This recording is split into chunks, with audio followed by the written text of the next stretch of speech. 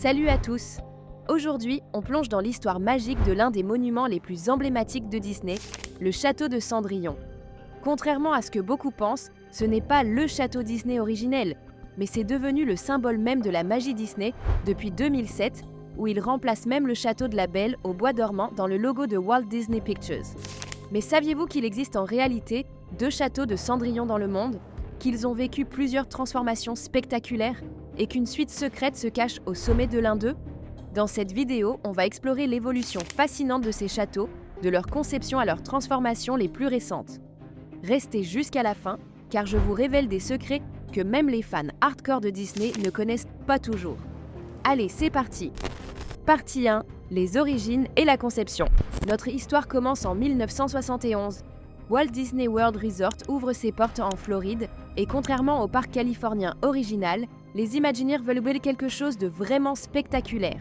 Walt Disney est malheureusement décédé en 1966, mais son rêve floridien devient réalité. L'Imagineer Herbert Riemann est chargé de concevoir le château. Et attention, il ne part pas d'une feuille blanche. Il s'inspire de pas moins de 7 châteaux européens.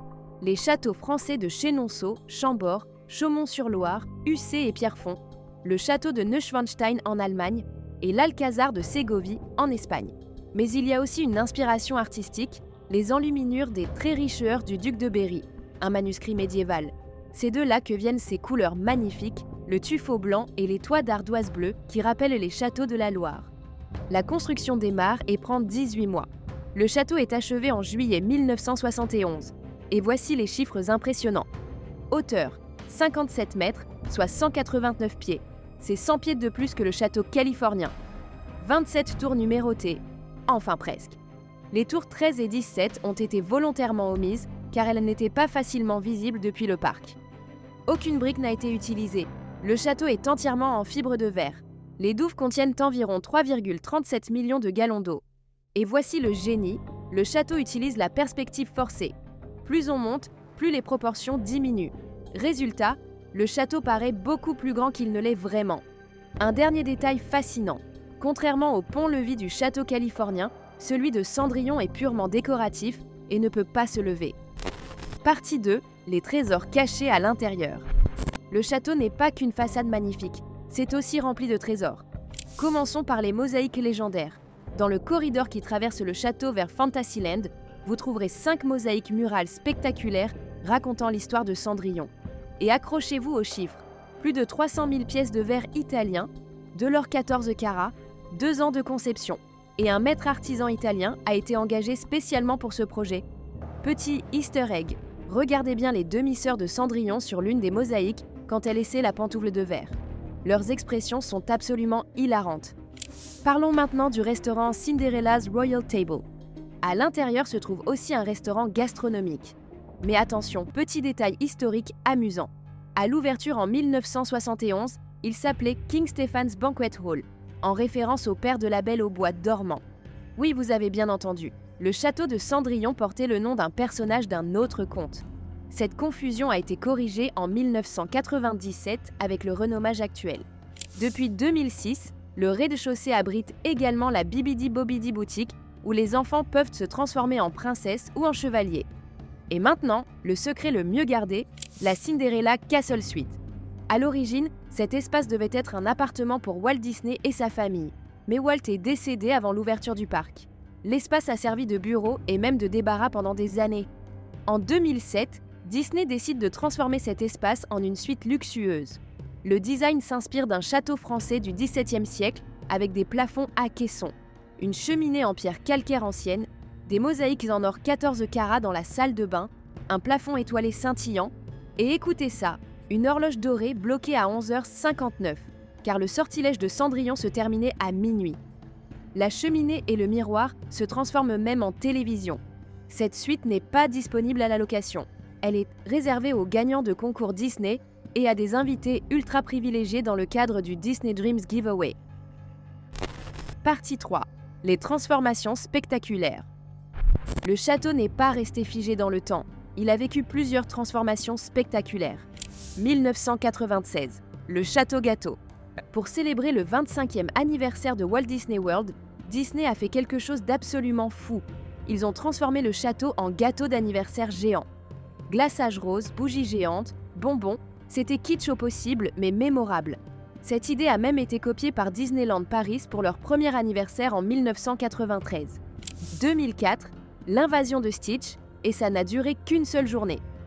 Pour promouvoir l'ouverture de l'attraction Stitch's Great Escape, le 16 novembre 2004, le château a été entièrement recouvert de guirlandes de papier toilette. Et il y avait un faux graffiti qui disait « Stitch is King ». Cette transformation n'a duré qu'une seule journée, mais elle est devenue légendaire. 2005, Happiest Celebration on Earth. Pour le 50e anniversaire de Disneyland en Californie, tous les parcs Disney ont célébré. Le château de Cendrillon a reçu des bannières et tentures dorées, des blasons ornementaux et des statues dorées de personnages Disney fixées au château. Peter Pan, la fée Clochette et Wendy volant autour de la plus haute tour. Kaa et le roi Louis du livre de la jungle, Simba, Timon et Pumba, Sébastien et Polochon, le chat du Cheshire et le lapin blanc, Hugo et Laverne du bossu de Notre-Dame. 2020, la transformation royale. C'est la transformation la plus significative depuis 1971.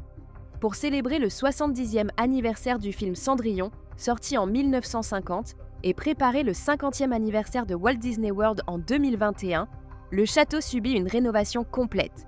Les nouvelles couleurs, rose pour les tours, bleu roi parsemé de poussière de saphir et des dorures massives partout. L'objectif ? Que le château ressemble encore plus au château du film d'animation de 1950. 2021, les décorations du 50e anniversaire. Pour le 50e anniversaire de Walt Disney World, Disney ajoute encore des éléments, des décorations iridescentes. C'est un jeu de mots avec ears, les oreilles de Mickey, des perles et rubans dorés sur les tours, et des murailles décorées. Ces décorations font écho à la transformation royale et renforcent le lien avec Cendrillon. Partie 4, le château jumeau de Tokyo. En 1983, Tokyo Disneyland ouvre ses portes et, devinez quoi ? Il obtient lui aussi un château de Cendrillon.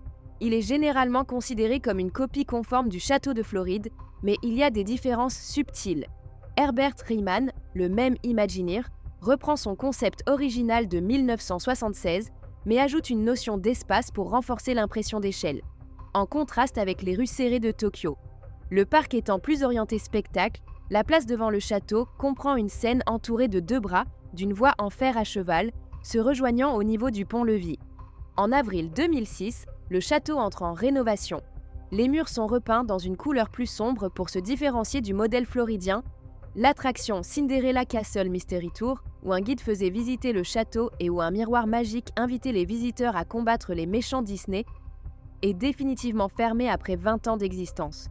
En 2011, une nouvelle attraction ouvre, Cinderella's Fairy Tale Hall.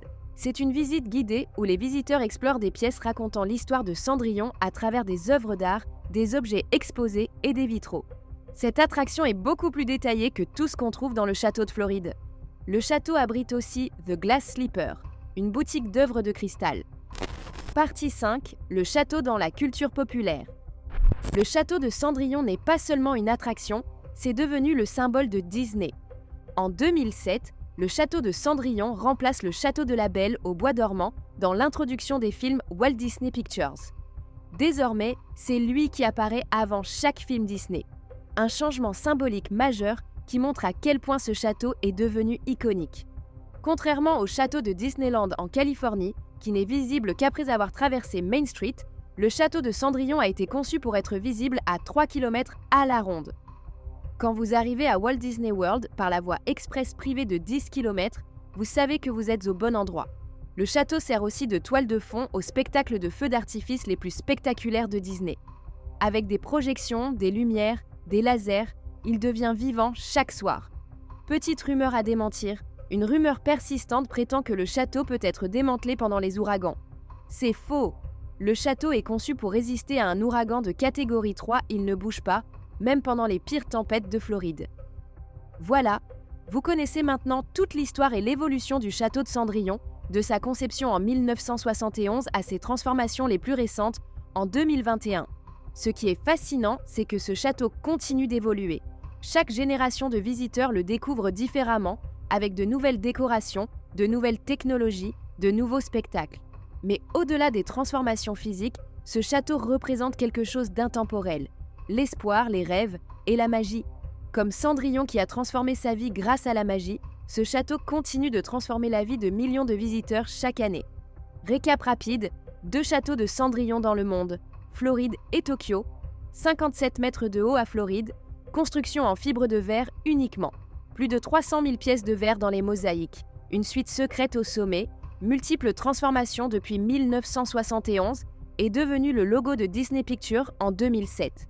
Si vous avez aimé cette vidéo, n'oubliez pas de liker, de vous abonner et d'activer la cloche pour ne rien manquer de mes prochaines vidéos sur l'univers Disney. Dites-moi en commentaire, avez-vous déjà visité l'un de ces châteaux? Et quelle transformation préférez-vous? À très bientôt pour une nouvelle aventure magique. Bye bye!